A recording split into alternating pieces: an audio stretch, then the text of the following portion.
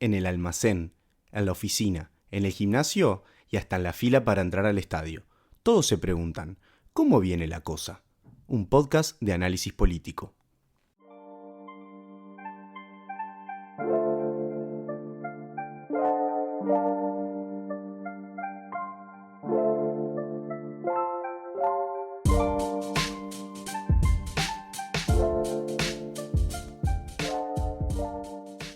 Y así comienza un nuevo episodio de La Cosa, un episodio accidentado que los que no... toda la previa no la van a conocer, pero bueno. ¿Por qué los dejas así? Tiré un vasito y se demoró el comienzo del episodio, pero ya estamos grabando y hoy contamos con la visita del doctor en Ciencias Políticas Rafael Piñeiro, con el que vamos a charlar un poco de financiamiento de partidos y un poco también de la campaña y de todos estos temas que bueno, se están dirimiendo en estos días y para charlar. Bienvenido, Rafa, muchas gracias por venir. No, gracias por la invitación. Vamos arriba, qué gusto tenerte, Rafa. Hay muchos temas que nos gustaría tocar, pero el primero es un poco la excusa para esta conversación, que es que Uruguay aprueba una nueva ley de financiamiento de los partidos políticos que viene a sustituir la ley vigente.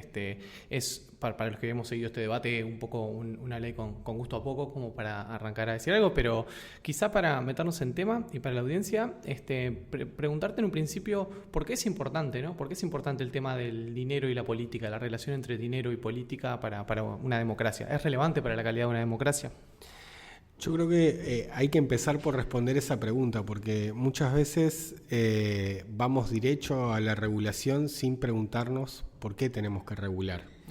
Y eso en realidad puede llegar a generar un sesgo muy grande, porque si uno se orienta mucho más hacia la lógica de la transparencia que hacia la lógica de la igualdad, que es hacia la que deberíamos preocuparnos en primer lugar, lo que quiere decir es que el principio que debería guiar la regulación es el principio de tratar de que la distribución de recursos que existe en la sociedad, que en las sociedades capitalistas por naturaleza es inequitativa, no se transfiera esa inequidad a la política, ¿no? La política es la esfera donde todos teóricamente deberíamos valer lo mismo, ¿tá? Y si eso se vulnera de manera muy significativa, es decir, donde aquellos que tienen recursos aportando a las campañas pueden influir más allá de lo que su voto le permitiría influir, eso hace que la democracia pierda sentido, ¿no? La base de la democracia es esta idea de igualdad de derechos y de igualdad de incidencia, que cuando se vulnera fuertemente hace que aquellos que no tienen recursos, que no tienen esa capacidad de incidencia desmedida, empiecen a descreer de la democracia. Entonces, el objetivo central es ese. El objetivo secundario o de segundo orden es la transparencia, que en cualquier caso es funcional al primero. Es decir, que para obtener una regulación es necesario que el financiamiento sea transparente, porque es la única forma de regular esa relación entre dinero y política. Pero la regulación, el objetivo central es que la inequidad de recursos, en la distribución de recursos que existe en una sociedad, no se traslade a la esfera de la política. ¿Y cómo venía Uruguay en esta materia, ¿no? Tenemos una historia un poco rara con el tema de financiamiento de campañas, esa cosa que a la uruguaya de que para cada elección había una tradición de que para cada elección se votaba ad hoc una normativa sobre financiamiento. Luego Uruguay logra una primera legislación general o permanente del tiempo allá en el año 2009, creo. Y ahora esta nueva legislación. ¿Cuál es la realidad de Uruguay en perspectiva histórica y comparada, quizás? Sí, Uruguay es...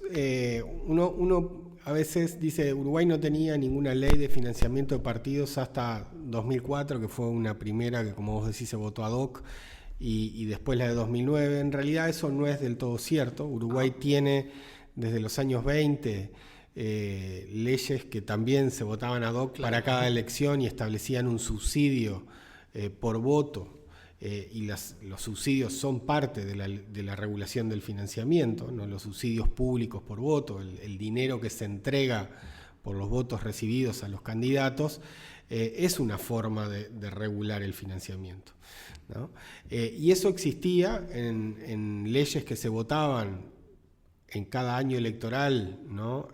Para cada elección, y que establecían cuáles eran los montos de subsidio y cómo se distribuían entre los diferentes candidatos a las diferentes elecciones, ¿no? Pensemos que en una elección nacional hay al menos 3 elecciones, o por lo menos 3 elecciones son las que se subsidian. Se subsidia a la elección presidencial, se subsidia a la elección de senadores y se subsidia a la elección de diputados. Bueno, había que establecer cuánto era el subsidio por cada voto que recibía una hoja de votación y cómo se distribuía ese subsidio entre las diferentes listas que estaban dentro de esa hoja de votación. Ahora, esas leyes existen desde los años 20 del siglo pasado. También hay una legislación que hace a la regulación del financiamiento, que es una legislación del año 98, que lo que intenta hacer es reducir el tiempo de las campañas, ¿no? Desde cuando se vota la reforma constitucional que se plebiscitó en el año 96, se extiende el periodo electoral, es decir, se establecen las primarias presidenciales para elegir candidato único de los partidos, y se desdoblan las elecciones nacionales de las elecciones departamentales y, en la actualidad, municipales. Eso hace que el ciclo electoral sea un ciclo electoral mucho más extenso que el que existía antes de la reforma del 96, ¿no? Donde todo se votaba al mismo tiempo, elecciones nacionales, departamentales. Uno puede decir incluso, no, yo creo que el sistema no era necesariamente malo. Yo creo que hoy el sistema de primarias es bastante peor que el de múltiples candidatos presidenciales, pero yo sé que esa es una posición bastante peculiar. Ahí te abrimos el paréntesis porque dejaste picando en ese debate que se abrió un poco entre periodistas, politólogos. ¿Sos de los que está al lado de que las primarias tienen que ser obligatorias en Uruguay?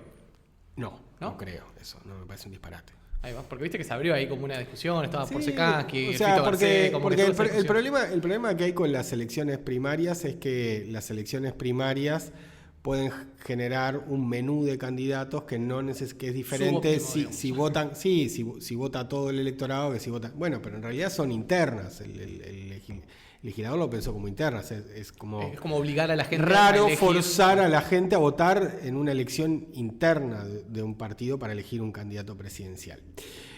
Lo que sí creo es que el sistema anterior de múltiples candidatos no necesariamente era peor que este. Claro. Y lo que hacía era que en el mismo momento, en la misma elección, ¿no? Como los partidos podían presentar más de un candidato, la gente elegía por un partido y un candidato. Lo que podemos pensar es que funcionaba igual que si la interna y la elección presidencial fueran al mismo momento. Eso traía la discusión. Podías terminar eligiendo presidente de uno que como claro, eso traía la discusión de que no necesariamente el candidato más votado terminaba siendo el presidente electo, ¿no? Sino que el presidente era elegido aquel que obtenía la mayor cantidad de votos dentro del partido más votado. Sí. Pero cuando la reforma hace eso y establece las elecciones internas, establece antes de la elección nacional, una elección nacional y luego una elección departamental y, como les decía, ahora municipal, los políticos se dieron cuenta que el periodo del ciclo electoral era demasiado largo y si teníamos campañas largas para cada una de las elecciones, eso le iba a insumir un gasto de recursos enorme. ¿Qué es lo que hacen? Limitan la posibilidad de hacer campaña, no de hacer campaña en general, sino de hacer campaña en medios masivos de comunicación y en prensa escrita. Básicamente radio, televisión y prensa escrita. Entonces está esa norma que está desde el año 99, que está en el año 98, que empezó a regular por primera vez las elecciones en el año 99, también es una ley que regula el financiamiento. Era para abaratar las campañas, ¿no? Exacto, porque reduce la dependencia de dinero. Tanto el subsidio como la reducción de las campañas lo que intentan hacer es reducir la dependencia del financiamiento privado, que es básicamente el que genera mayores complejidades. Después en 2004 hubo una ley ad hoc que solo intentó que se transparentaran las finanzas, sobre todo de las fórmulas presidenciales, y en el año 2009, sí, muy tardíamente en el contexto latinoamericano, Uruguay incorpora una norma que regula al financiamiento partidario, en particular a través de exigir a los partidos y a los candidatos que presenten declaraciones de gastos e ingresos y a su vez regula también el tipo de donaciones que se pueden recibir y por los montos que se pueden recibir esas donaciones. Eso es la ley de 2009, que es como poner a Uruguay en un nivel similar al que tenía ya, o el estándar que tenían la mayoría de las democracias del mundo y en particular las democracias latinoamericanas. Esa ley obviamente tenía un montón de problemas y se discutió ya desde hace una legislatura atrás. Se empieza a discutir, bueno, cómo reformar esa ley, ¿no? Que da como resultado la ley que se acaba de aprobar en el Parlamento hace algunas semanas. ¿Y en qué innova la nueva ley de financiamiento con la que contamos? La nueva ley subsana algunos problemas que tenía la ley anterior, ¿no? Subsana, digamos, los déficits normativos, sobre todo. ¿Cuáles son esos? ¿No? Había un problema muy importante que estaba asociado a que el primer candidato de cada lista, es decir, el candidato presidencial, el primero de la lista del Senado, el primero de la lista de diputados, o el candidato a intendente, o el primero de la lista de ediles, en el caso de las elecciones departamentales, podía donar sin límite a sus campañas. Bueno, eso abre la posibilidad de que se puedan lavar donaciones, pasándolas como donación de candidatos a donaciones que provienen de fuentes... O sea, él mismo a su propia campaña. Claro, pero no era necesario. Eso lo que le habilita es a que si yo recibo dinero de una fuente que no es aceptable o me quieren dar más dinero del que me pueden dar... Digo que es mía.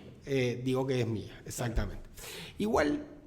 Ese no era un problema, porque la ley tiene un problema más serio, es que yo no tengo ninguna necesidad de poner en mis declaraciones de ingresos dinero que no quiero poner. O sea, yo puedo recibir dinero en la actual situación de cómo esta ley funciona, la ley pasada y seguramente cómo va a funcionar esta. Yo si recibo dinero de una fuente ilícita no tengo ni siquiera necesidad de mentir, porque de mentir en la declaración, sino que en realidad lo que hago es no declararlo directamente.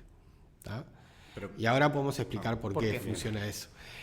Porque el problema central es que la ley tiene muy poco control. Claro. Es decir, el organismo que se encarga de controlar esta ley no hace un control de cumplimiento. Control de cumplimiento que en particular se debería centrar en el control del gasto. ¿Tá? Y para controlar el gasto hay que, entre otras cosas, hacer es monitoreo del gasto. ¿Tá? Hay que saber cuánto gastan las campañas para luego poder verificar si las declaraciones de gasto tienen algo que ver con lo que esa campaña gastó. Ustedes lo han estudiado igual. ¿Por qué es importante esto? ¿Por qué es importante monitorear el gasto y saber cuánto gasta una campaña? Y ver si es verosímil la declaración de gasto. Porque la subdeclaración de gasto es lo que permite subdeclarar ingresos. Claro. ¿No? Si yo digo que mi campaña, o declaro que mi campaña salió $2 millones, ¿tá? Necesito declarar ingresos cercanos a los $2 millones. ¿No? Ahora, si mi campaña en realidad valió $10 millones y yo solo dije que valía 2 o que gasté 2, yo no tengo por qué decir de dónde saqué los otros 8. Claro. Si yo aparezco con una campaña que salió $10 millones, ¿no? Digo que salió $10 millones, pero mis ingresos solo son $2 millones. Estoy incumpliendo. La gente me va a preguntar de dónde salieron los otros 8 con que compró las cosas con las que hizo campaña, ¿no? Entonces es muy importante que se controle, se monitoree el gasto de las campañas y se vea, a partir de controlar y monitorear el gasto de las campañas, la veracidad de las declaraciones de gasto. Para, de vuelta, conocer la veracidad o tratar de ver si son verosímiles las declaraciones de ingresos. Entonces, en ausencia de ese control, yo no tengo ninguna obligación de declarar todos los ingresos que tengo. Ni siquiera hacerlos pasar como propios cuando son de otros, porque en realidad no tengo necesidad de meterlos. Mi campaña puede salir $10 millones y yo puedo declarar que salió 5 y nadie va a decir nada porque nadie sabe y tampoco nadie lo controla. Fue parte de la discusión central de esta reforma el tema de, por ejemplo, que el gasto tuviera que hacerse a través de medios electrónicos, ¿no? De transferencias, y que al final eso no se pudo plasmar en la ley porque hubiera sido una manera que hubiese facilitado un poco más la trazabilidad del dinero, ¿no? La ley establece que transacciones mayores a determinados montos hay que hacerlas a través de medios electrónicos. Pero de vuelta, eso si alguien me controla el gasto. Uh-huh. Si nadie me controla el gasto, o sea, si yo, por ejemplo, alquilo 100 autos para hacer campaña, y los pago por fuera, ¿no? Con dinero que me da, o los paga otra persona, pero después nadie verifica si eso que todos vimos en la calle aparece en mi declaración de gasto, entonces yo puedo declararlo o no. Uh-huh. Entonces no importa la trazabilidad, porque la trazabilidad los límites, sí, ¿no? Son todos dependientes de la veracidad, de que exista un control. Sí, si no existe ese control de la veracidad, el control está la Corte Electoral es la que está encargada de hacer ese control. En Uruguay pasan dos cosas. Lo primero es que solemos tener la idea de que el control se trata de la declaración y se trata de la auditoría de las declaraciones. Bueno, la auditoría de las declaraciones es una parte. Ni siquiera se hace auditoría de las declaraciones porque no existe reglamentación de la ley. Y entonces los partidos terminan declarando lo que quieren y como quieren. Y, por ejemplo, no se exige soporte documental de ningún tipo de transacción. O sea, se entrega la declaración pelada, no tenés que entregar los comprobantes, llamémosle, de la declaración. De nada. Una maravilla. Entonces, o sea, el alquiler de esos autos, en el caso de tu ejemplo, no hay que entregar el comprobante. Entonces yo puedo decir que salió X. Y no hay comprobante en el medio. Confía en tu palabra. No hay factura, no hay nada. Claro, entonces, y tampoco tengo que desglosarlo, tampoco me dicen hasta qué nivel tengo que desglosar el gasto. O sea, yo te puedo decir, gasto en publicidad, yo gasto en publicidad en televisión, línea única. Tanta plata. Sí, y bueno, es una fila de Excel que dice ¿cómo puedo yo saber en dónde fue que la compraste, a qué precio debería ser, si vos la compraste ahí, si eso tiene algo que ver con lo que vos apareciste ahí? Entonces, la ausencia de ese control y la ausencia de la reglamentación respecto a cómo se debe declarar diferentes tipos de gasto y cuál es el soporte documental que debe existir, ¿no? ¿Para qué tipo de gasto? Porque tampoco es razonable exigir soporte documental para todo tipo de gasto, pero perfectamente se puede exigir soporte documental para algunos gastos que uno piense que son gastos importantes de campaña. Eso no existe, entonces que alguien diga que el problema es capacidad técnica para hacer auditoría, no, en realidad no es capacidad técnica. Claro, el problema es que si tuviéramos los técnicos para poder hacer, los contadores para poder hacer auditoría, no tenemos los papeles para que puedan auditar. Claro. No, y además ahí también eso que vos decís echa un poco por tierra el argumento de que, bueno, el problema es que es caro controlar, ¿no? Porque vos en ese sentido decís, sí, es caro controlar, pero yo ahí le transfiero el costo al que entrega. Si yo le digo no es caro controlar. O sea, no es caro controlar. O sea, ¿es importante controlar el financiamiento de los partidos? Claro. No, si fuera caro... Eso no. Claro. ¿Cuánto cuesta controlar el financiamiento de los partidos en relación a al presupuesto nacional de un año? Sí, nada. ¿No? Es nimio. O sea, capaz que es un 0,001 del presupuesto nacional. Entonces, el problema de la capacidad técnica del gasto en realidad es que estamos con una discusión totalmente desenfocada. Y una discusión desenfocada que lleva también a pensar que el problema técnico se subsana con que la Corte Electoral, como dice la ley nueva, pueda pedir asesoramiento técnico al Tribunal de Cuentas para auditar las declaraciones. Es que va a pasar, te van a mandar un contador y el contador va a decir lo que vos estás diciendo, che, pero ¿qué querés que controle? Si no claro, no hay nada que controlar. Pero incluso ese control sería completamente insuficiente si no tenemos un trabajo de monitoreo de gasto. Claro. ¿Qué quiere decir? Saber cuánto sale una campaña, saber cuánto salen las cosas que se gastan en una campaña, tener cosas que comparar, ¿no? Cuáles son los precios de mercado. Más allá de lo que me presentan, ¿no? Porque capaz que me pueden presentar los precios de mercado de algunas cosas y en algunas transacciones, pero puede haber otras transacciones que yo no estoy viendo acá reflejadas, que si no miro qué es lo que está ocurriendo en la realidad, no voy a saber si tienen que estar reflejadas o no. Por ejemplo, yo qué sé, hiciste 40 actos y en esos 40 actos pusiste una pantalla LED y en ningún lugar me aparece declarado el alquiler o la compra de una pantalla LED, bueno, ¿y dónde está eso? ¿No? ¿Dónde está la transacción de alquiler o compra de esa pantalla que usaste por todos lados? ¿No? Sí, pero para eso hay que estar monitoreando las campañas. Pero para eso hay que saber qué está haciendo la campaña esa para poder después ver si es veraz el gasto. De vuelta, es muy importante porque eso nos permite controlar la verosimilitud de las declaraciones de ingresos, que es lo que en verdad nos interesa. ¿Ya?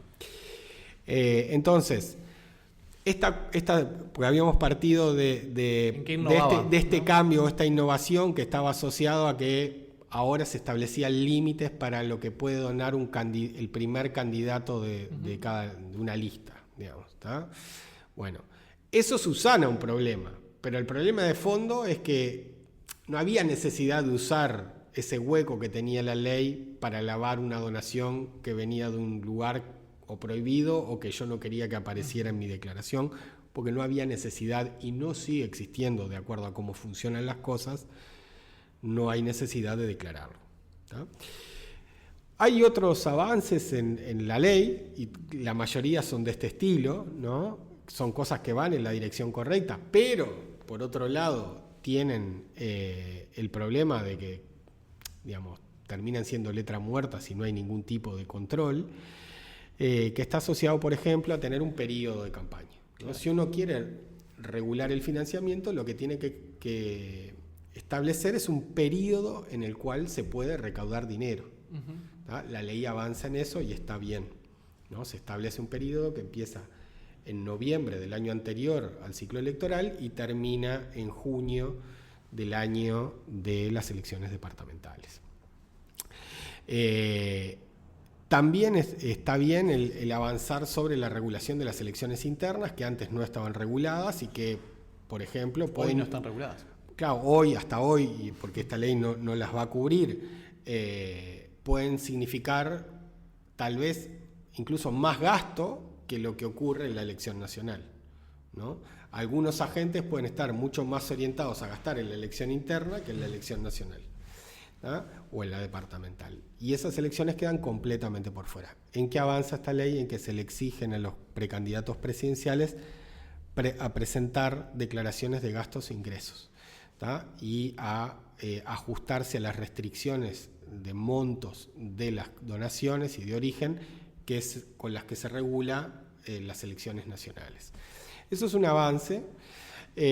Obviamente no hay forma fácil de regular a las internas, porque pensemos que si es difícil regular las elecciones nacionales donde hay un sinnúmero de listas a diputados, bastantes listas al Senado, imagínense qué pasa cuando uno tiene una cantidad de partidos muy grande, como en las internas, también una cantidad de precandidatos presidenciales, pero sobre todo tiene una cantidad de listas al órgano deliberativo nacional y departamental.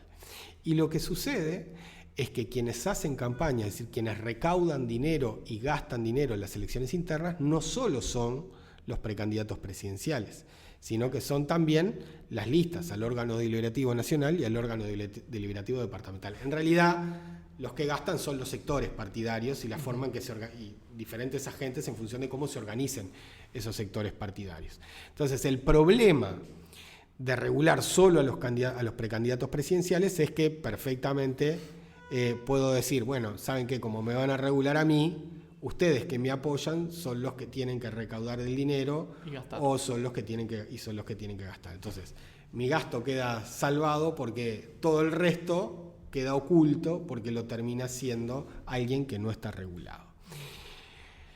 Ese es un problema. ¿Hay un avance? Sí. ¿Es deficitario el avance? También, porque en realidad lo que me parece que ocurre en esto, como ocurre con muchas cosas en la discusión de este tipo de leyes, o ha ocurrido con la discusión de estas leyes en Uruguay, es que se subvalora la dificultad, el legislador parece subvalorar la dificultad técnica de regular el financiamiento y que exige un montón de discusión respecto a cuál es la opción de regulación más adecuada. ¿Ah?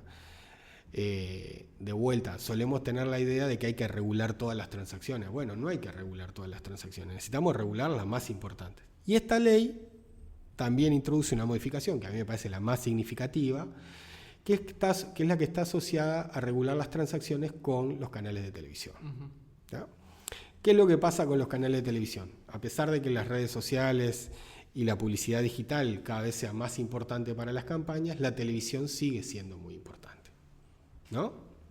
Sí. Hoy uno no podría explicar lo que está ocurriendo en la interna del Partido Colorado, o por lo menos los datos de encuesta, porque no sabemos cuál va a ser el resultado electoral de la interna del Partido Colorado, pero uno no podría explicar los resultados de encuesta del partido, de la intención de voto dentro del Partido Colorado, sin la publicidad en televisión, ¿no? Sí, es evidente.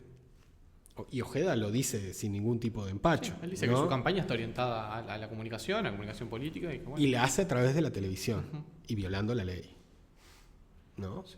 Porque Ojeda se beneficia de hacer publicidad en un periodo que no está permitido hacer publicidad, que claramente es publicidad electoral, y en donde su peso vale mucho más si lo gasta en ese momento fuera del periodo de campaña que si lo gastara cuando todos los demás están haciendo publicidad. Claro.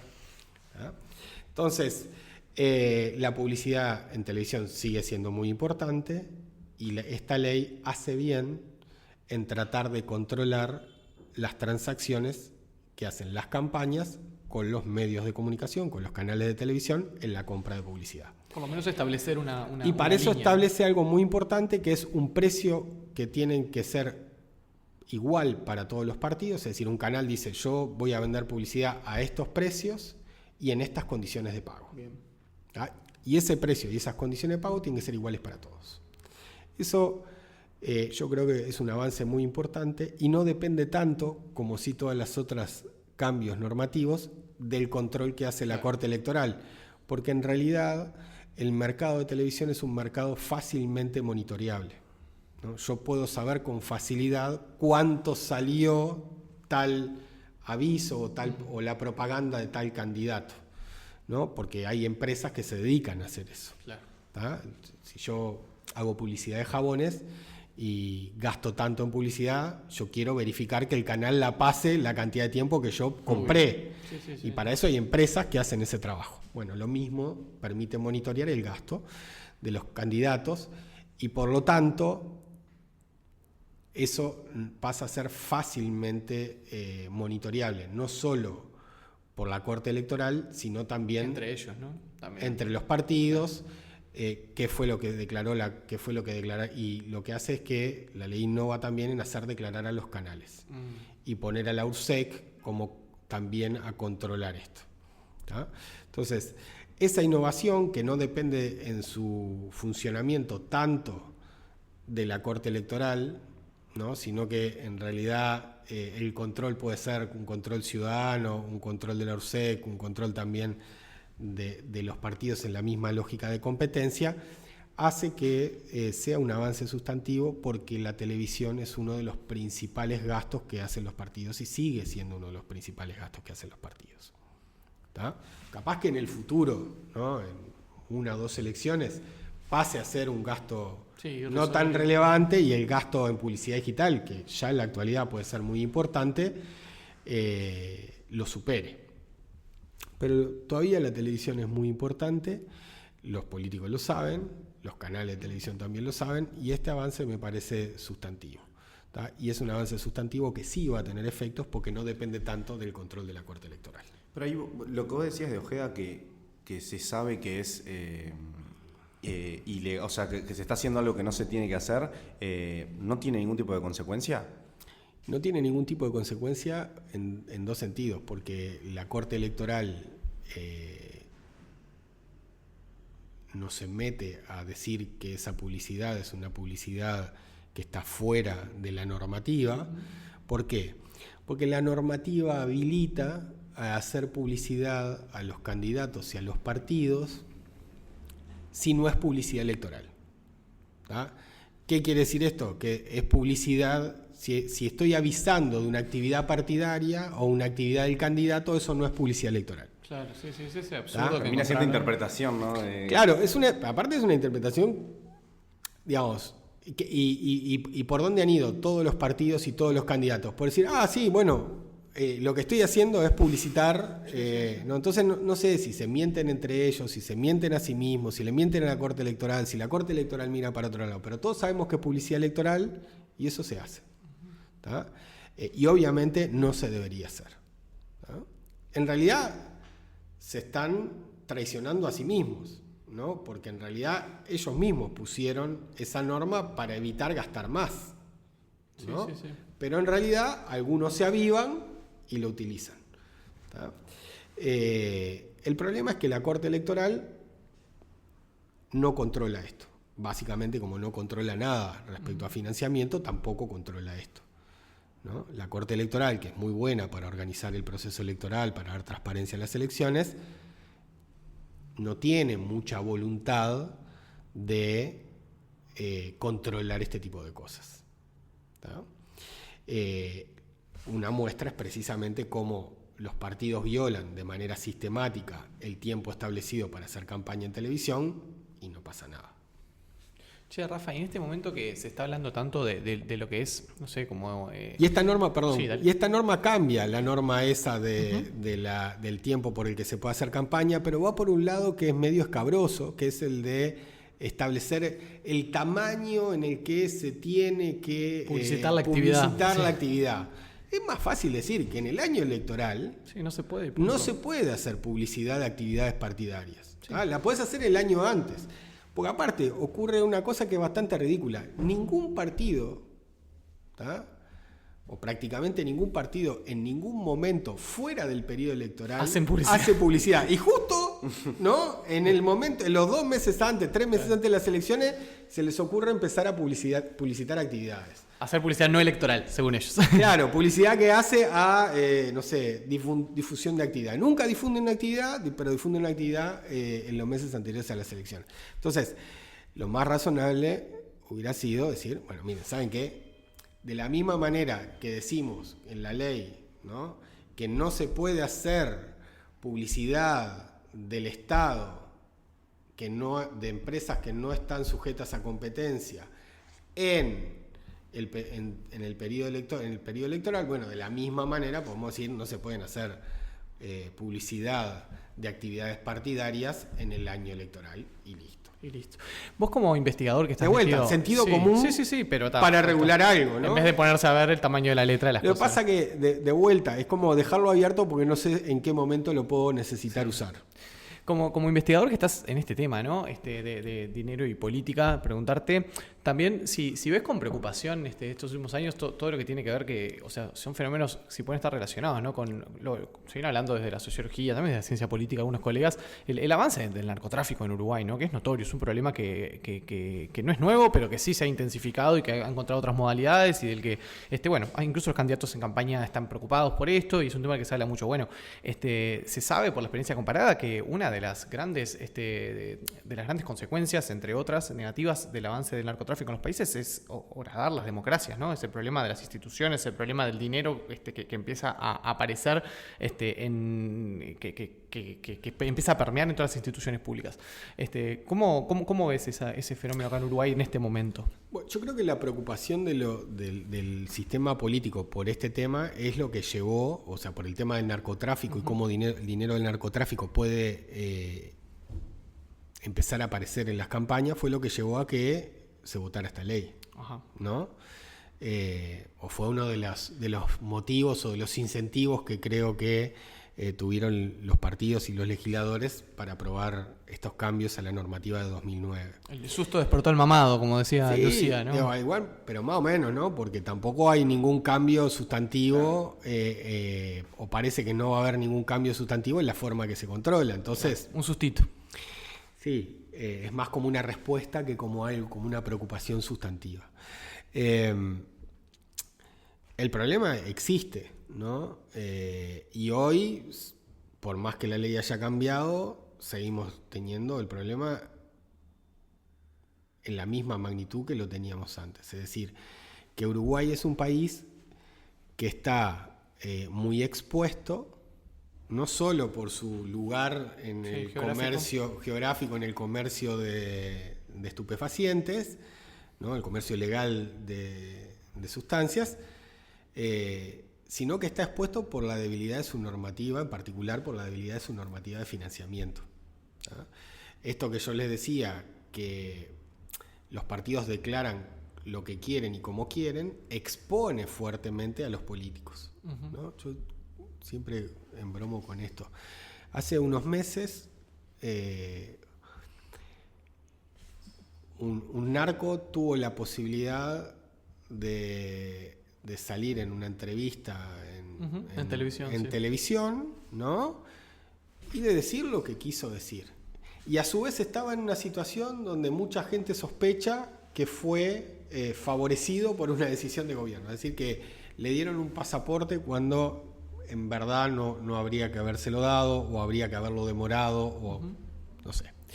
¿Ah? No quiero decir que estuvo bien dárselo o no, sino que en realidad hay una duda, o se estableció una duda. Imagínense que en esa entrevista este narco dice, bueno, yo lo que pasa es que le puse dinero a tal y tal campaña. ¿No?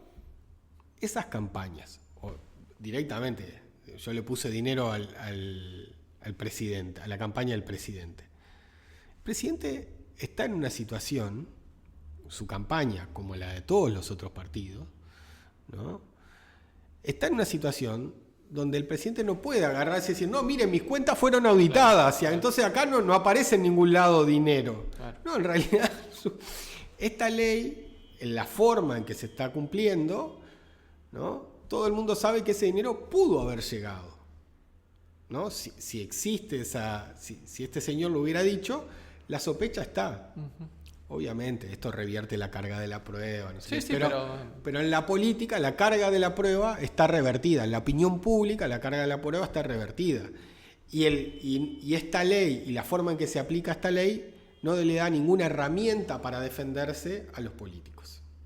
O sea, ellos no se dan herramientas para defenderse. Claro, porque si yo tuviera una auditoría fuerte, si las cuentas, si todo el mundo supiera que eso es estricto o medianamente estricto, nadie puede agarrar, venir y decir, mira, yo te di $1 millón. ¿Tá? Porque ese $1 millón tendría que haber aparecido de alguna manera si hay un control medianamente estricto. En la actualidad, como no hay ningún tipo de control, cualquiera puede decir cualquier cosa y un político podrá decir, mire, no, a mí no me dio.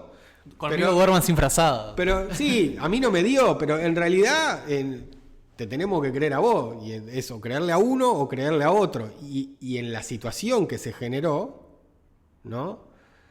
Eventualmente una acusación de este señor podría haber generado una crisis política muy grande. ¿Ah? ¿Por qué? Porque esta ley y la forma en que se cumple con esta ley deja muy expuestos a los políticos. ¿Ah? Por suerte no ocurrió. ¿Ah? Pero si se le ocurría a esta persona decir eso, el problema en el que metía Uruguay era un problema enorme. ¿Ah? Para entender las derivaciones que tiene tener una ley de financiamiento funcionando como está funcionando la ley de financiamiento en Uruguay. Perfecto. Te voy a hacer la última, Rafa, antes de irnos, que es, hace un tiempo escribieron un libro muy importante con Verónica Pérez, con Fernando Rosenblatt, Cómo sobrevive la militancia partidaria, el Frente Amplio de Uruguay, un libro que, bueno, que ha recibido muchos premios, mucha muy buena recepción, felicitarte por eso. Y además preguntarte, en este momento de una campaña, sobre todo porque los politólogos estamos como repitiendo a veces que nos copiamos unos a otros diciendo, no, que la campaña está fría, que la campaña está quieta, que la campaña no se ve movimiento, no se ve bla, bla, bla, sobre todo de cara a una interna que es no obligatoria. Preguntarte, ¿goza de buena salud la militancia partidaria en este momento? El Frente Amplio, que es el caso que ustedes trabajaron, ¿cómo está sobreviviendo a esta campaña?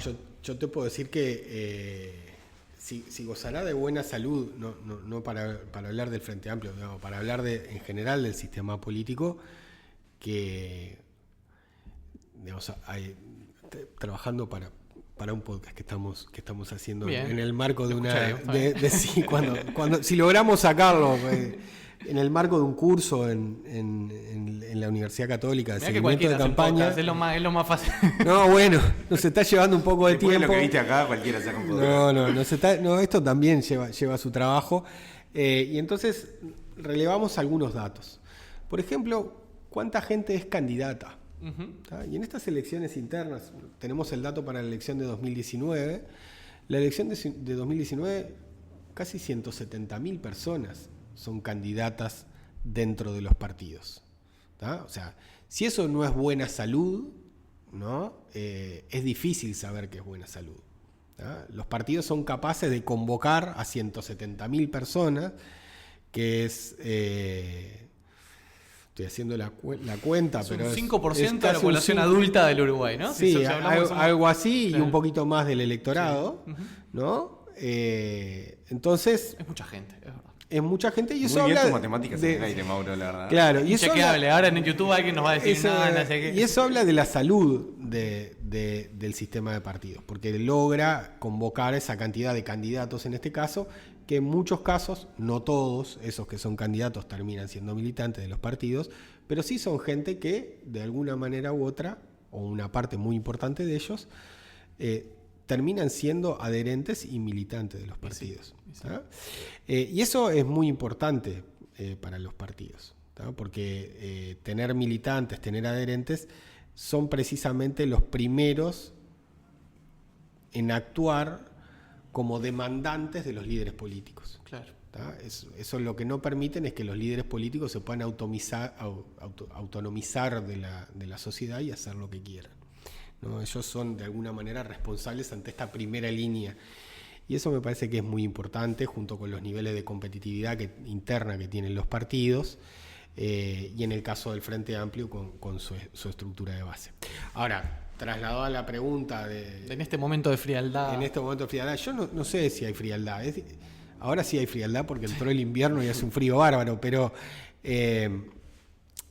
para mí esto me parece como las notas de color esas que siempre aparecen en fechas particulares, ¿no? El Día de la Madre, se vendió más, se vendió menos. Claro, pero en el Día de la Madre se vendió más o se vendió menos, como el día de la elección vamos a saber si la gente participó más o participó menos. Pero un registro. En todas las campañas electorales que yo recuerdo, en algún momento aparece esto de esta campaña está más fría que las campañas anteriores. Puede pasar dos cosas, o que todas las campañas vengan cada vez siendo más frías, que eso puede ocurrir. Contrario al cambio climático. No lo sé, claro. O puede ser que tengamos este cliché, ¿no? Que surge, ¿no? Y que nos hace decir... No hay clima de Copa América, también se dice. Claro, no hay bueno. clima de Copa América. Yo qué sé. Sí, claro, ¿cómo fueron las anteriores? No tenemos forma de mirar. Lo que sí vamos a saber es el día que ocurra, claro. Bueno, cuál va a ser el nivel de participación. De cualquier manera, para una elección primaria, voluntaria, niveles de participación del 40%, como son los que tiene Uruguay, ¿no? Aunque han venido decayendo, pero han quedado cerca del 40%, son muy altos. Claro, no están mal. O sea, si votara el 20% de la gente, no estaría mal tampoco. Claro, sí, porque es una elección voluntaria, justamente. O sea, es una elección voluntaria e interna de los partidos. O sea, uno tiene que sentir una adhesión por el partido para ir a votar, ¿no? También nos habla de la salud del sistema de partidos que estas elecciones tengan esos niveles de participación, porque en esos niveles de participación solo son explicados, primero, por la convocatoria general que tienen los partidos en Uruguay, pero también, en buena medida, son explicados por los aparatos partidarios que tienen mucha capacidad de movilizar ese día. Claro. ¿Tá? Y que invierten mucho en movilizar para ese día. Entonces, en cualquier caso, y si en vez de ver el 40% viéramos un 30%, yo sé que mucha gente pondría el grito en el cielo. Para mí, en función del contexto internacional, de la gente que suele votar en elecciones primarias en otros lugares, no sería un problema. Bueno, Rafa, muchas gracias por haber venido a charlar un rato con nosotros y bueno, quizás en el año puedas venir a charlar un rato más y te deseamos lo mejor con el podcast. Una vez que esté, nos lo pasás y nosotros lo compartiremos en nuestras redes. Genial, muchas gracias. Por suerte no se rompe la tradición porque Rafa es un gran carbonero y en este programa solo se entrevista. La verdad que somos correligionarios. Ah, muy bien, solo viene el hincha de Peñarol. Estuvo Abercon hace unas semanas que es recontra carbonero, solo viene el hincha de Peñarol. Sí, es tremendo. Los cuatro que hacemos el podcast somos todos de Peñarol. Está muy bien, está muy bien. Sí, un sesgo. Bueno, nos seguimos escuchando para ver cómo viene la cosa.